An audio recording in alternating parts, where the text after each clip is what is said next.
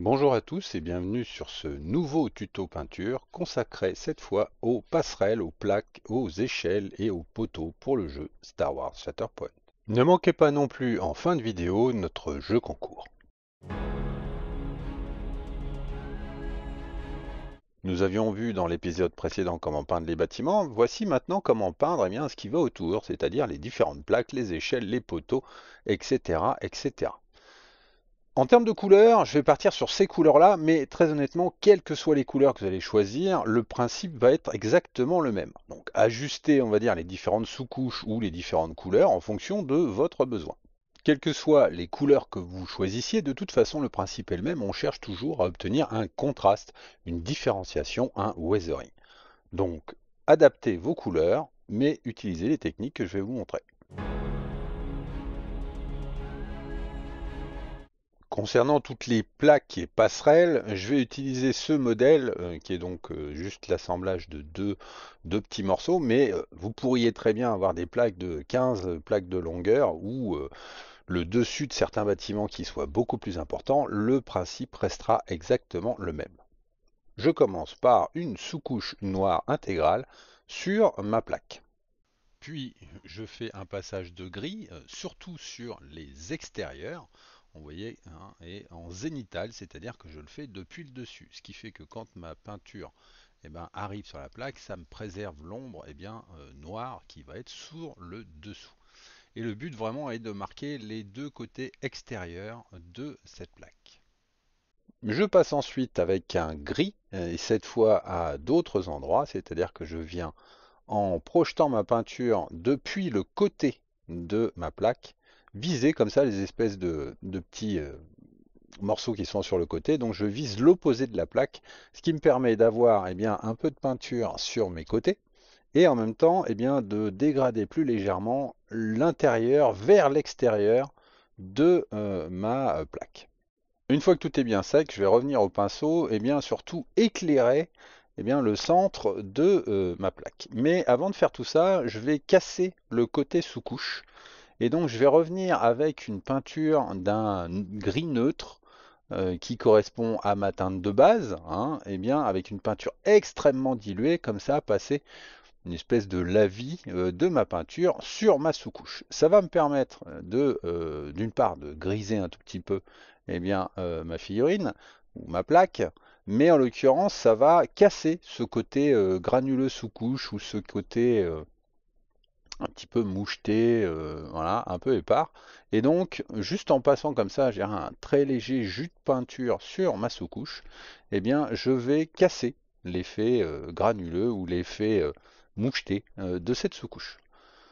Donc prenez votre temps, c'est pas très long, franchement en quelques minutes vous allez refaire toute votre plaque et c'est encore une fois une peinture extrêmement diluée, hein. C'est un jus de peinture. Donc ne cherchez pas à repeindre intégralement votre bâtiment.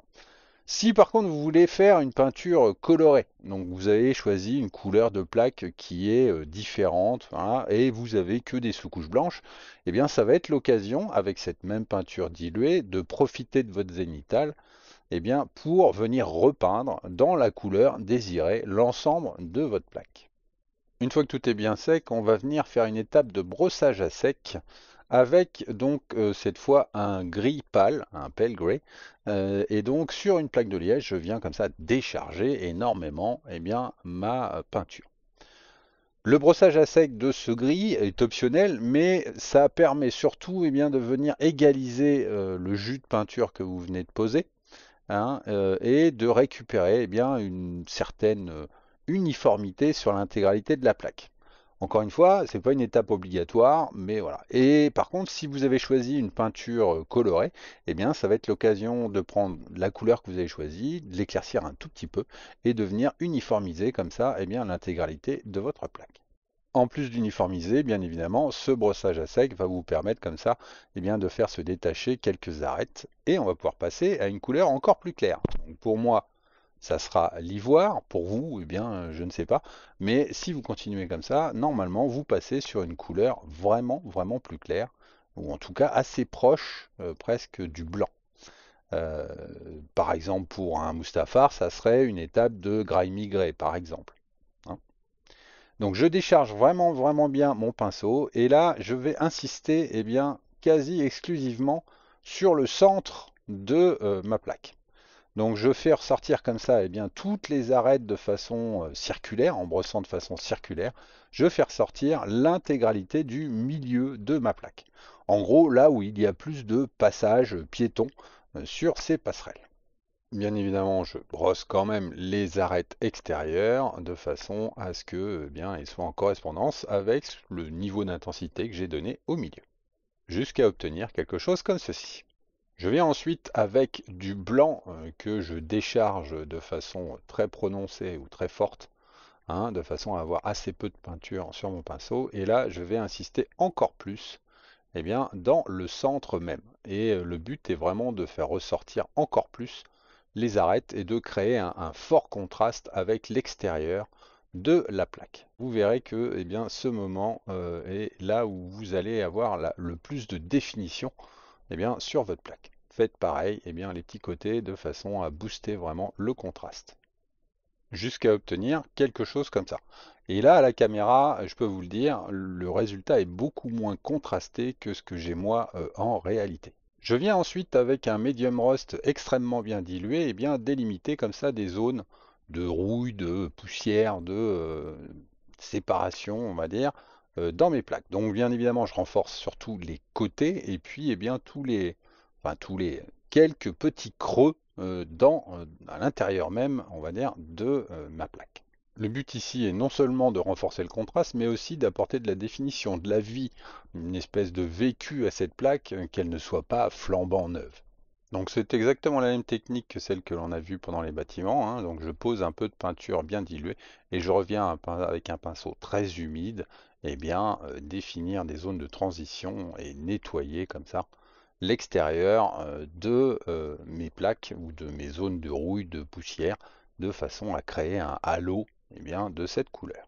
Je place ces espèces de couleurs de rouille d'ombrage aux endroits où je ne marche pas, où les gens ne marchent pas sur la plaque. Donc de préférence sur l'extérieur et là en l'occurrence sous les espèces de rambardes qu'il y a sur le côté des plaques. Si la plaque le permet, vous pouvez aussi renforcer comme ça de façon un peu aléatoire des creux, donc des trous qui seraient dans la plaque et booster un peu comme ça le fond de façon à recréer encore plus une espèce de dépôt qui viendrait se glisser sur les plaques, jusqu'à obtenir quelque chose comme ceci. Je viens ensuite avec une mousse de blister et du Red Hull, comme ça j'irai marquer quelques éraflures, quelques égratignures, quelques petites zones. Alors encore une fois, pas trop, parce que sinon ça devient vite n'importe quoi. Mais je marque comme ça des endroits de griffure aux endroits les plus logiques, donc sur les angles, vraiment dans le passage. Puis je reviens avec mon blanc, booster comme ça mon weathering et donc créer plein de petites taches, de petits supports blancs qui vont venir booster encore plus mon contraste et créer de la vie sur ma plaque. Donc bien évidemment je souligne comme ça systématiquement tous les points que j'ai fait avec ma mousse, mais je viens aussi renforcer tous les linings de toute la plaque de façon très aléatoire ou très discontinue, de façon à renforcer un côté un peu plus naturel.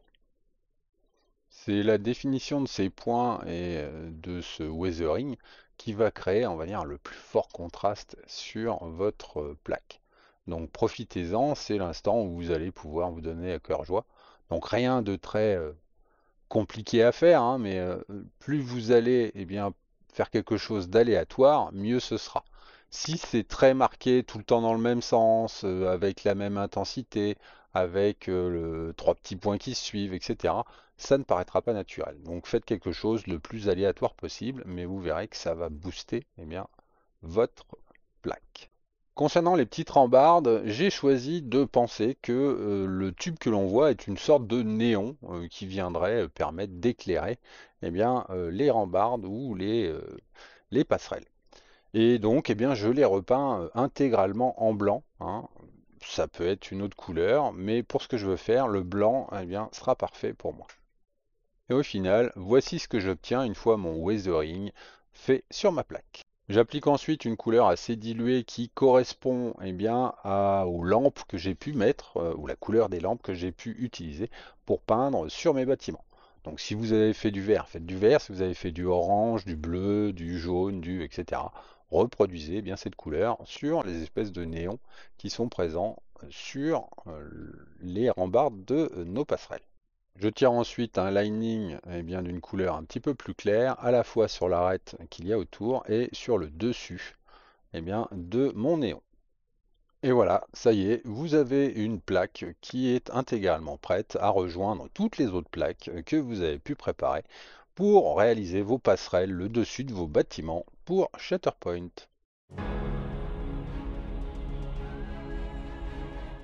Concernant les poteaux de soutien des différentes passerelles, bien, on va utiliser un peu les mêmes techniques et le but ici va être de préserver bien, une lumière globale, c'est-à-dire que le haut du poteau soit plus lumineux bien, que le bas du poteau.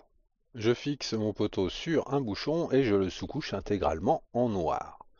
Puis, je viens faire un zénithal par le dessus uniquement bien, de gris, de façon à recouvrir bien, presque la moitié du poteau.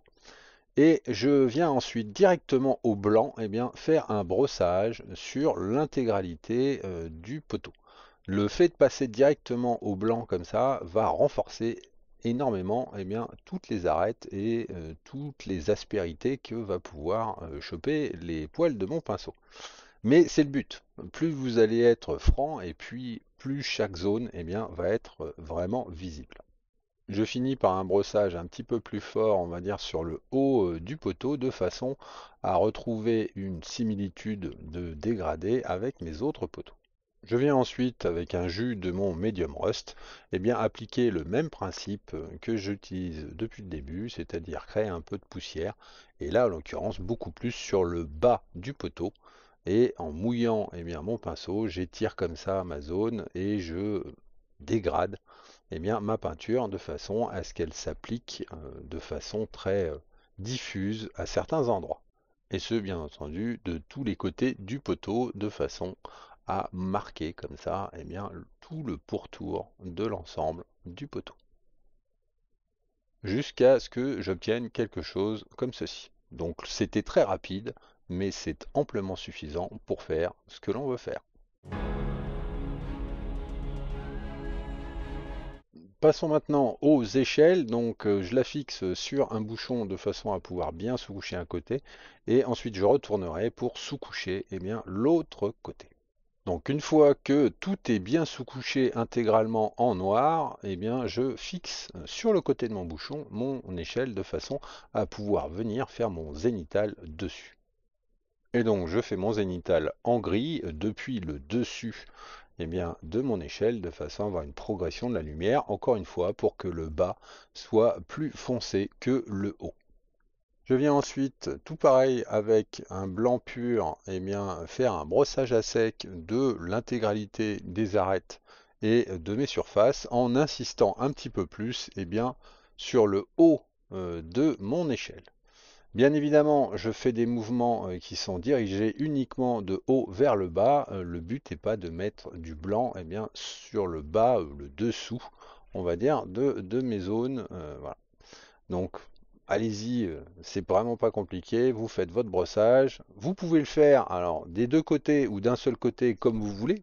Au final, il n'y a qu'un côté qui va se voir, mais si vous voulez pouvoir les retourner ou qu'elles puissent être visibles des deux côtés, bien, vous allez faire cette même opération des deux côtés, jusqu'à obtenir quelque chose comme ceci.